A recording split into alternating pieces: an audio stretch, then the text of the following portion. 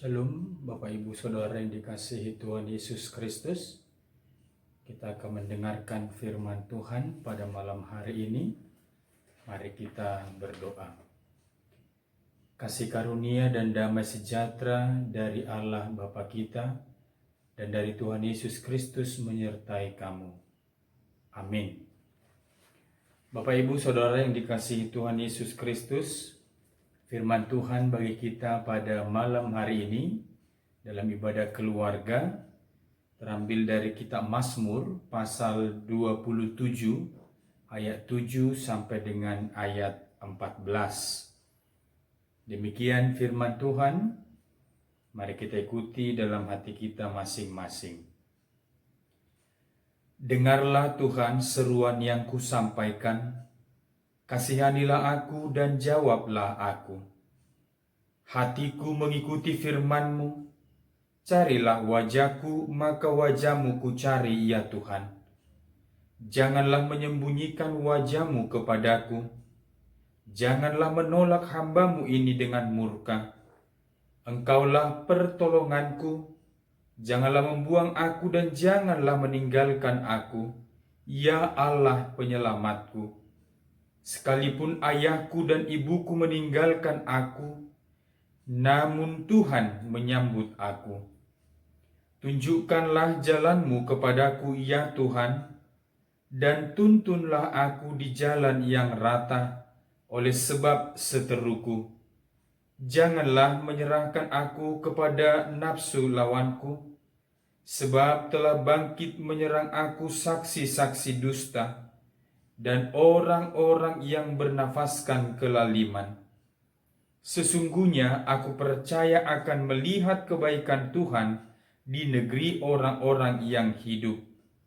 Nantikanlah Tuhan, kuatkanlah dan teguhkanlah hatimu, ya nantikanlah Tuhan. Demikian pembacaan firman Tuhan. Bapak Ibu Saudaraku yang dikasihi Tuhan Yesus Kristus, menjadi orang baik belumlah cukup. Menjadi orang yang baik saja, jangan berharap bahwa engkau akan disenangi oleh semua orang.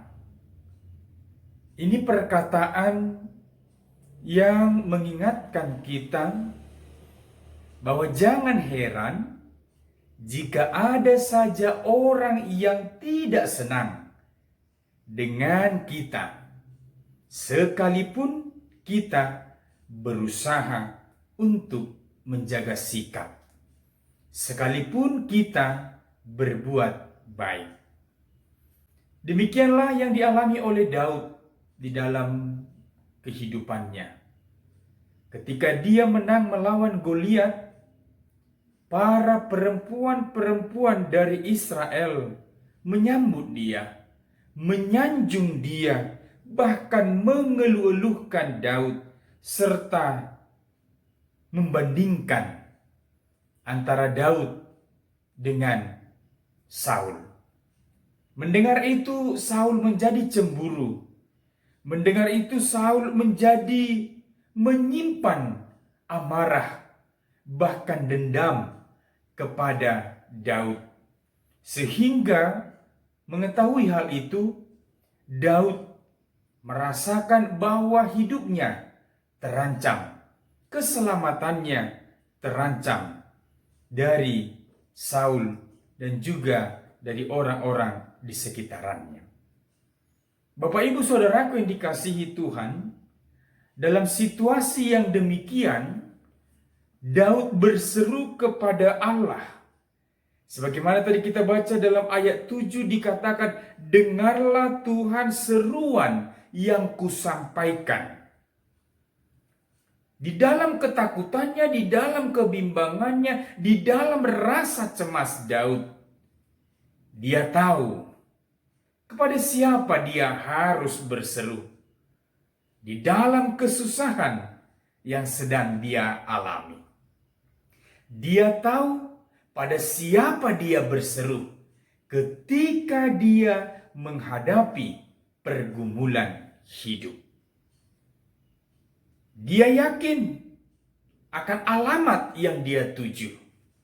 Dia yakin akan Allah yang menjadi tujuan daripada seruan permohonannya yang dia sampaikan. Namun walaupun demikian, dia juga senantiasa mencari Tuhan. Itu boleh kita lihat di dalam Yesaya 55 ayat 6. Bapak Ibu Saudara yang dikasihi Tuhan, ini merupakan poin yang harus kita renungkan dalam hidup kita. Kalau kita tanya sekarang, kira-kira ketika kita bergumul, ketika kita menghadapi kesulitan, kepada siapa kita berseru?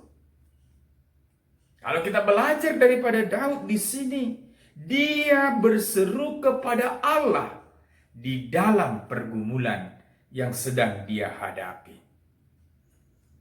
Terkadang kita berseru, kita berdoa, namun ternyata kita lebih dahulu punya konsep dengan sesuatu yang baik menurut kita. Sehingga terkadang jika apa yang kita minta tidak sesuai dengan apa yang terjadi, apa yang kita minta tidak sesuai dengan apa yang kita terima, justru hal itu membuat kita semakin khawatir di dalam kehidupan kita, semakin ragu untuk menerima bahwa Allah memberikan yang terbaik dalam hidup kita. Namun pemazmur di sini, dia meyakini bahwa Tuhan tidak pernah meninggalkan dia. Dan kita juga harus jujur di dalam hidup kita. Kita juga pasti akan mengatakan bahwa Tuhan tidak pernah meninggalkan kita dalam kehidupan ini. Tapi kita yang sering sekali meninggalkan Tuhan di seluruh aspek hidup kita. Jika Tuhan ada bersama pemazmur, jika Tuhan ada bersama dengan kita, maka yang dialami oleh pemazmur adalah kedamaian. Maka yang kita alami adalah kedamaian, adalah sukacita walaupun kita sedang menghadapi pergumulan. Ini yang mau kita yakini Bapak Ibu Saudara yang dikasihi Tuhan. Bahwa Tuhan tidak pernah meninggalkan umatnya yang menaruh harapan sepenuhnya kepada Allah. Ia akan selalu ada bersama dengan orang-orang yang dikasihinya. Kalau kita baca tadi ayat 13, ayat ini mau mengajak kita untuk melihat kebaikan Tuhan di dalam perjalanan hidup kita. Ayat 13 ini mendorong kita untuk melihat kebaikan Tuhan dalam perjalanan hidup kita.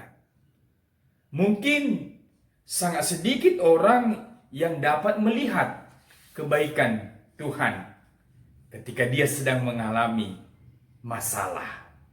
Mungkin sedikit orang yang melihat kebaikan Tuhan ketika dia dalam keadaan sakit. Ketika dia dalam keadaan terpuruk, ketika dia dalam keadaan rugi, ketika dia dalam keadaan tidak bisa berbuat apa-apa, dalam keadaan gagal, dalam keadaan duka cita. Begitu juga ketika kita sedang menghadapi pandemi COVID-19 sekarang ini dan situasi-situasi sulit yang lainnya. Namun kita mau belajar dari pemazmur pada malam hari ini bahwa pemazmur tidak fokus pada masalah itu. Namun dia yakin bahwa ia akan melihat kebaikan Tuhan di dalam apa yang sedang dia alami, sedang dia jalani. Dia mampu untuk melihat bahwa ada yang baik yang Tuhan kerjakan dalam hidupnya. Pemazmur yakin bahwa di balik persoalannya pasti ada sesuatu yang baik. yang telah dipersiapkan oleh Tuhan baginya. Dan itulah sebabnya ia senantiasa menantikan Tuhan dengan keteguhan hati. Sehingga dia tidak tawar hati, namun dia dalam keadaan teguh menjalani seluruh kehidupannya. Bapak, Ibu, Saudaraku yang dikasihi oleh Tuhan Yesus Kristus, kalau kita mengingat dalam perjalanan kehidupan kita, khususnya dalam pandemi COVID-19 yang sedang terjadi di dunia ini, kita harus meyakini bahwa Tuhan punya cara tersendiri untuk menyelesaikannya menurut waktu Tuhan. Bukan menurut waktu saya, bukan menurut waktu Bapak Ibu, bukan menurut waktu dunia ini, tapi menurut waktu Tuhan. Pemazmur tidak takut dengan bahaya apapun jika Tuhan ada menyertainya. Di tengah pergumulannya ia dapat melihat kebaikan Tuhan. Bagaimana dengan kita? Marilah kita mempercayakan diri kita sepenuhnya dalam pemeliharaan Tuhan. Maka apapun ancaman, apapun tantangan yang kita hadapi, kita pasti kuat menghadapinya.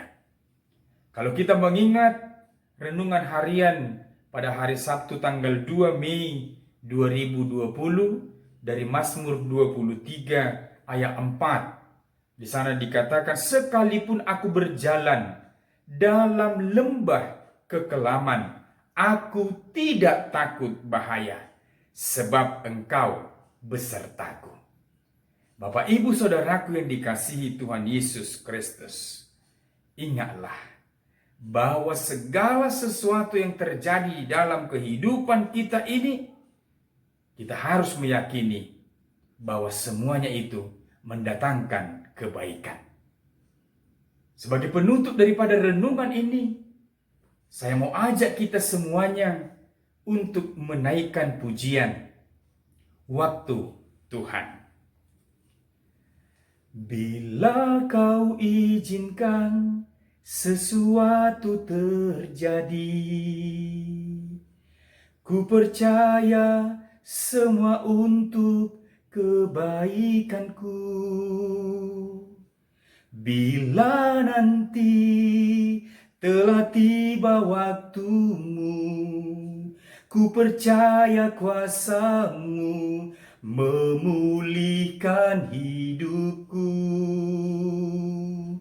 Waktu Tuhan pasti yang terbaik, walau kadang tak mudah dimengerti. Lewati cobaan, ku tetap percaya waktu Tuhan pasti yang terbaik. Jalanilah segala kehidupan kita bersama dengan Tuhan. Waktu Tuhan pasti yang terbaik. Kita berdoa. Kami bersyukur kepadamu ya Allah oleh karena kasih setiamu yang memberkati kehidupan kami. Terima kasih Tuhan, malam hari ini Engkau berikan waktu bagi kami untuk bersekutu memuji nama Tuhan melalui ibadah keluarga. Tuhan, terima kasih buat firman-Mu yang telah meneguhkan iman percaya kami, agar kami senantiasa dikuatkan dalam menghadapi pergumulan hidup, baik sakit penyakit, baik duka cita, kegagalan, ataupun pada masa sekarang pandemi COVID-19. Tuhan, kami meyakini bahwa segala sesuatunya itu terjadi adalah mendatangkan kebaikan. Walaupun saat ini kami tidak mengerti, tapi suatu saat kami pasti akan mengerti rencana-Mu indah dalam hidup kami. Materaikan firman-Mu dalam hati dan pikiran kami. Terima kasih Bapa, berkati seluruh jemaat-Mu dalam setiap kehidupan mereka, dalam pekerjaan mereka. Tuhan yang menjagai, Tuhan yang memberkati, Tuhan yang memelihara hidup mereka, dan Tuhan yang mencukupkan segala kebutuhan mereka dalam situasi sulit sekarang ini. Jangan biarkan jatuh ke dalam dosa, jangan biarkan jatuh ke dalam keputusasaan, tetapi senantiasa memohon kekuatan daripada Tuhan. Terima kasih Bapa di surga, kami serahkan seluruh kehidupan kami ke dalam tangan Tuhan. Ampuni kami dari dosa dan kesalahan kami. Dalam nama Yesus Kristus kami berdoa. Amin.